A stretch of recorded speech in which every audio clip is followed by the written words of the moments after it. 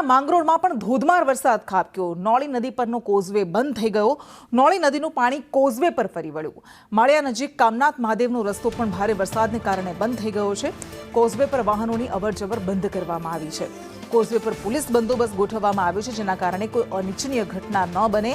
ધારાસભ્ય ભગવાનજી કરગટિયાએ નિવેદન આપ્યું છે કે સરકારે પુલ બનાવવા માટે 7.5 કરોડ ફાળવ્યા છે।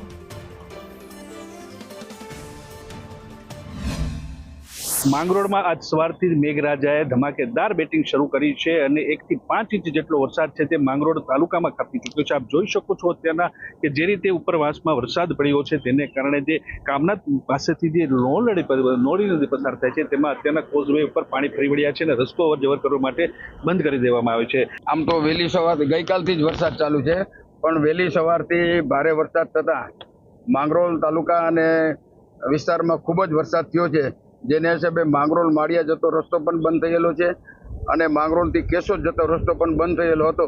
પરંતુ વરસાદ બંધ થતા માંગરોળ કેશોદ રસ્તો અત્યારે ચાલુ થઈ ગયો છે, પરંતુ માંગરોળથી માળિયા જતો રસ્તો કામનાથ મંદિર પાસે નોલી નદી આવેલી છે, નોલી નદીનો રસ્તો હાલ બંધ છે। ચોમાસામાં ખૂબ જ લોકોને અવરજવરની તકલીફ થાય છે, એટલે સરકારમાં રજૂઆત કરતા માનનીય મુખ્યમંત્રીશ્રીએ 7 કરોડ ને 50 લાખ જેવી રકમ મંજૂર કરી છે, જેની ટેન્ડર પ્રોસિજર પણ થઈ ગઈ છે। વર્ક ઓર્ડર આપવામાં આવે એટલે ટૂંક સમયમાં આ બ્રિજનું કામ શરૂ કરવામાં આવશે અને સમાજના આગેવાનો દ્વારા જે દરિયામાં બોટો ગઈ છે એને વાપસ બોલાવી લીધી છે।